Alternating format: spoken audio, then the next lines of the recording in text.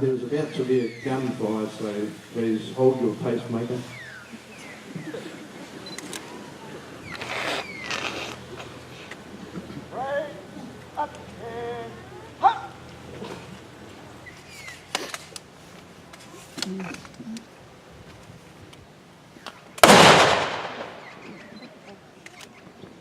The Gallipoli campaign was a failure of the highest proportions.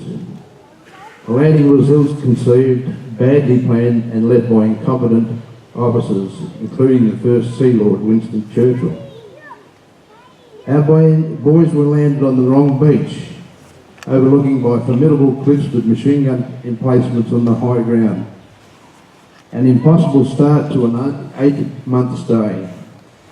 The Anzacs did the impossible that day and made the high ground, but with many dead and wounded. We could never, in our wildest dreams, imagine how they survived the heat, the cold, the sight of their friends and foe rotting in no man's land before them, the stench, the flies, the sound of men dying, calling for mothers and loved ones, calling for water and pleading for something to put them out of their misery. No, we could never imagine that, and we hope that our future generations never experience it either. Some believe it was a myth, but I believe in the spirit of the Anzacs. Though not as strong today, it is and always will be with us. During times of adversity, that spirit will once again rise and get us through. We must also remember the women who also served and died in that and all wars to follow. The ladies were there in Egypt with them. They, as doctors, nurses and drivers, were volunteers with the church, Red Cross and other type organisations. Some of the women drove ambulance owned by those groups. Some actually brought and outfitted their own ambulances. These ladies worked, lived and drove in the mountains of regions of Greece and Serbia, helping the wounded from the battles against the Germans and their allies. The conditions were extremely severe during the winters and the roads were almost non-existent.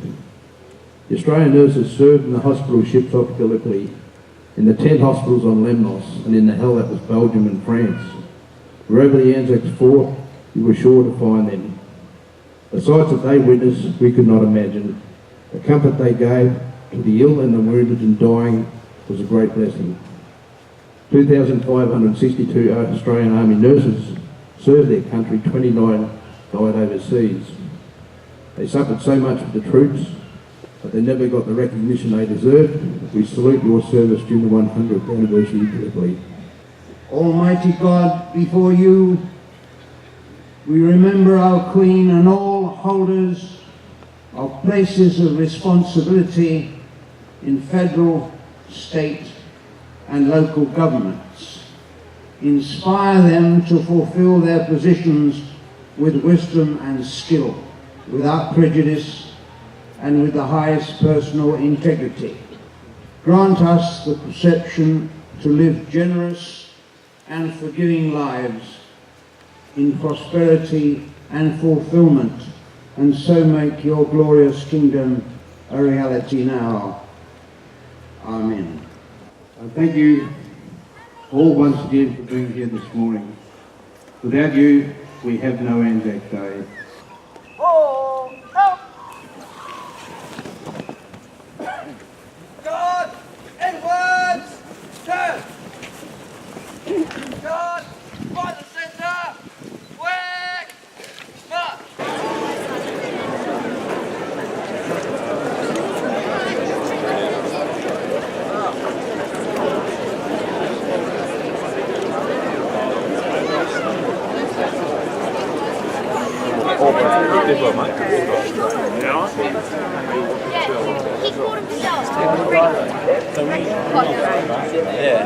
No, that's